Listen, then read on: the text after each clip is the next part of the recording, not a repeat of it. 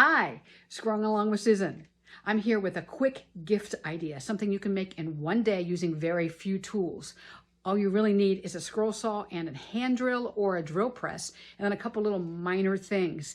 And you can make this out of 1/4-inch hardwood, and it's a great gift for a gardener or someone who loves to cook in the kitchen. I forgot to tell you what I'm making. It's called an herb stripper or an herb helper. To make this herb stripper, you want to use hardwoods. This is a piece of hard maple that's 1/4 inch thick, and I'm going to make this about 5.5 inches wide by 10 inches long. And I just have a really quick drawing here of I want it to make it in the shape of a fish. And you can see I've got the holes here. They're going to be for the stripping of the herbs. Here I'm just using a pencil to draw directly on the wood. You could use a pattern as well. Just cutting the excess piece of wood off with my scroll saw.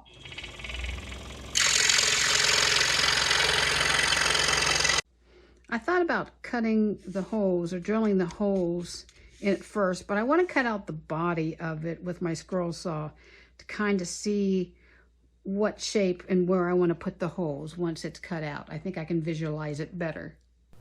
I have sped up this part of the video. It's really a fairly simple cutting, and I do go back and do a couple little minor corrections right after this particular video. And I'm using a Pegas No. 5 MGT blade. I have a set of Forstner bits, and I'm just going to go right from the thickest all the way down for all of my holes on my fish. Whether you used a hand drill or this drill press, make sure that you have a sacrificial piece of wood underneath so you don't have any tear outs on the other side of your piece. And Forstner bits, I highly recommend. I've decided I'm going to do 2 more holes smaller than 1/4 inch for those really thin herbs. It's time for the eraser, or you could just sand, but I figured why not get rid of everything that I want to erase.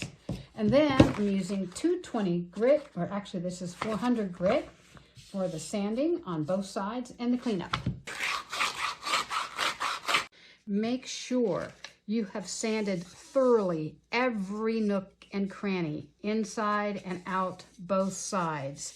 You don't want any little pieces of wood shards anywhere on there, or anything that will snag. So I actually spent more time sanding this than I did cutting it out. So I have finished sanding.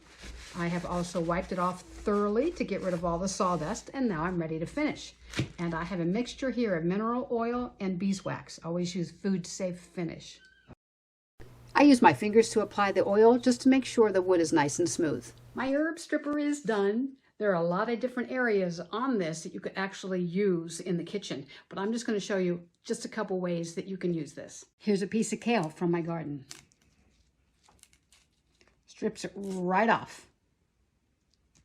Here's a piece of rosemary from my garden too. Oh, it smells so good.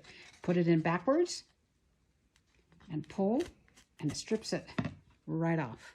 Here is yet another use for this. You can actually portion out spaghetti for 1 serving or more. Hey, thanks for watching. My next video is going to be another gift idea, so stay tuned.